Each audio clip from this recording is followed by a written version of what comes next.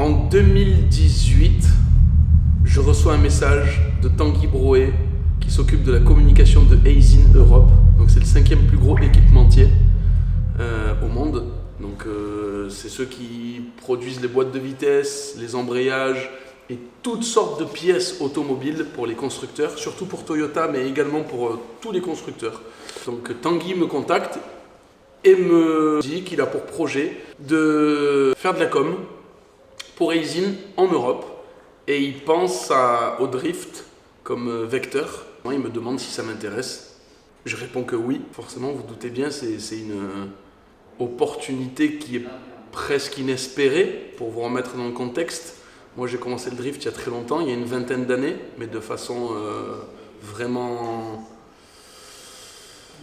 amateur, passionné. Et au bout de quelques années de compétition seulement, parce que j'ai attaqué les compétitions très très tard, voilà, par rapport à mon parcours, par rapport à mon chemin, j'ai pas pu en faire avant parce que j'avais pas de budget.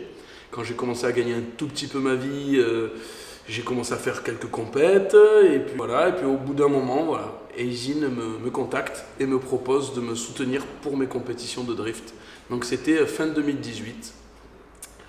2019 on attaque et on part pour 5 années de contrat. Aisin m'a apporté énormément parce que vous doutez bien déjà en sport automobile il faut énormément de budget, tout coûte très cher, les déplacements, tout. Donc level up clairement, ça m'a permis de faire des choses que je ne pouvais pas me permettre avant. On s'est professionnalisé tout en gardant quand même cet esprit un petit peu rock'n'roll parce que déjà d'une c'est une envie de ma part. J'avais pas envie de changer complètement ma façon de faire, sinon j'avais l'impression de perdre un petit peu un peu mon esprit, quoi, un peu mon âme. Mais voilà, malgré tout, ça nous a permis d'avoir du matériel, ça nous a permis d'avoir des voitures, comme vous voyez derrière, il y a 2 GT86 qui font entre 7 et 800 chevaux, donc des belles autos.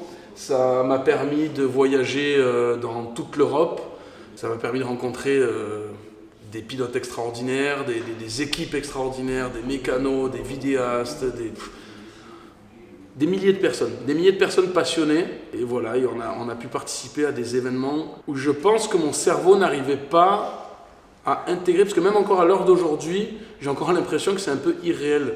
C'est surtout cette évolution, cette ascension, comme dirait un copain, Julien.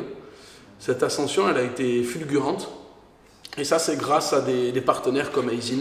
C'est grâce à ces gens qui prennent des risques. Dans l'interdépendance, ils essayent de trouver des solutions pour que tout le monde monte vers le haut. Voilà, je suis assez fier de ce qu'on a fait. On a fait, si on cumule ces 5 dernières années en visibilité, on parle en plusieurs millions de vues, voire dizaines de millions de vues. Ça a été extraordinaire. Là, ces voitures, elles ont été vues dans toute l'Europe, voire même dans le monde entier. Il y a des vidéos qui ont été repartagées, qui ont été vues, que ce soit en Amérique, Amérique du Nord, du Sud, partout. Ça a été vu en Asie, en Afrique, dans toute l'Europe. Donc ça, c'est super chouette. Voilà, je suis vraiment très très fier d'avoir fait partie d'un poids lourd de l'automobile. Il faut vraiment se remettre dans le contexte. Aisin est un poids lourd de l'automobile. Ça fait partie des plus grosses sociétés automobiles au monde. Et voilà, c'est difficile à croire qu'un petit gars de Manosque passionné comme moi ait réussi à avoir ce contrat et travailler à ce niveau-là. Donc je suis très content, ça m'a apporté énormément de choses. Donc la saison 2024 de Drift Master, tu y participes pas, pourquoi? Non, alors déjà déjà comme vous avez compris, je suis à la fin de mon contrat. Donc du coup c'est ma dernière saison. Aisin ne m'a jamais forcé à faire tel ou tel événement. J'ai un nombre de dates à faire, un nombre de vidéos, un nombre de posts, etc. Enfin, c'est vraiment à prendre au sérieux quand vous voyez les posts, les stories et tout ça. Ce qui est bien, c'est que moi je partage ma passion, donc c'est pas difficile de le faire, c'est un plaisir de le faire, mais c'est malgré tout un travail. Et en fait, comme c'est ma dernière saison, cette année elle est très chargée pour ma part. Elle a été extrêmement chargée ces 4-5 dernières années. Là, cette année, je lève un tout petit peu le pied. Alors, je lève le pied, je vais faire quand même tout le championnat de France. Je vais faire des beaux événements comme la slide. On organise, nous aussi, on va faire de belles vidéos sur des routes fermées, sur des togués. On a plein de choses de prévues. Il y a aussi on va aller en Allemagne pour le Iron Drift King, qui est un énorme événement. On risque d'aller retourner encore en Espagne en fin de saison. J'ai aussi plein de nouveaux projets. Alors avec Aisin, ça se terminera cette année, mais j'ai aussi du renouveau qui arrive. Et en fait, c'est une année de transition. Donc je ne peux pas me laisser déborder et faire tout et n'importe quoi. Donc voilà, le Driftmaster, c'est une tristesse de ne pas le faire, mais on ne peut pas tout faire. Ce sera déjà beaucoup, croyez-moi. J'ai aussi ma société à faire tourner, mon école de pilotage. Donc voilà la raison. Par contre, ça ne veut pas dire que j'arrête complètement. L'objectif, c'est 2025 ou 2026 et où 2026, c'est de retourner en Europe et voilà, et avec armée encore plus fort. Mais voilà, donc on va terminer cette dernière année de mon contrat avec Aisin. On va essayer de le faire bien, de le faire avec des très belles vidéos, avec des beaux projets et avec des résultats si possible en France, puisque j'ai déjà réussi à en faire pas mal ces dernières années, donc j'aimerais bien en faire encore. Ah oui, et puis j'ai un autre truc aussi qu'il faut que je rajoute. Là, j'ai une fille qui a 9 mois, ma petite Tessa, et mon fiston qui a 3 ans. Et voilà, là j'ai besoin d'avoir un tout petit peu de temps en famille pour moi. Je ne veux pas regretter plus tard de ne pas avoir vu mes enfants grandir. Alan, j'ai réussi à le voir grandir, mais il y avait quand même des périodes où je partais pendant 2-3 semaines et quand je rentrais, il avait évolué, je n'avais pas vu cette évolution. En 3 semaines, un petit garçon, ça grandit très vite. Voilà, ma fille, elle a 9 mois. Cette année, je veux les voir grandir aussi. C'est pour ça que je partirai un petit peu moins loin en saison. Du coup, on comprend que la ligue principale dans laquelle tu vas courir, c'est le CFD. Ouais. Donc, quel est ton mindset? Mon mindset, j'en ai 2. En fait, j'ai pas de mindset. Alors, je vais vous en raconter un parce que tout le monde aime ça. Toi, Edem, je sais, toi le premier. Mon vidéaste est un combattant. Lui, quand il monte sur un ring, c'est que l'autre en face, il faut qu'il soit KO. Alors, je le comprends. Je suis un peu comme lui. J'ai fait beaucoup de sports de combat quand j'avais son âge, quand j'avais la vingtaine. Cet état d'esprit, je peux l'avoir. Le truc qu'il y a, c'est qu'en drift, j'ai vu qu'il y avait un esprit qui était quand même très cool. Alors, pas toujours, bien entendu. On peut pas faire de généralité. Mais quand même, un esprit qui est très très cool, très souvent, avec plein de pilotes, avec plein d'équipes. Certains m'ont félicité pour certains de mes agissements depuis toutes ces années, pour tous ces agissements où j'essaye de filer des coups de main à des pilotes, donner mes petites astuces, mes petits secrets, partager mes expériences et tout.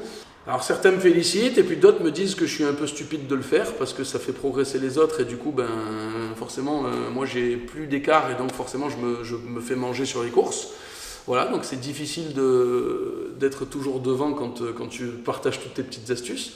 Mais je ne suis pas le seul à le faire. Il y a plein d'autres pilotes également qui partagent leurs astuces. Il y a des très grands pilotes qui font ça aussi, qui sont bien meilleurs que moi, bien plus, on va dire, des pilotes en Europe qui ont une expérience de dingue et ils n'hésitent pas non plus à donner leurs infos. Donc je ne vois pas pourquoi je ne garderais pas ce mindset-là.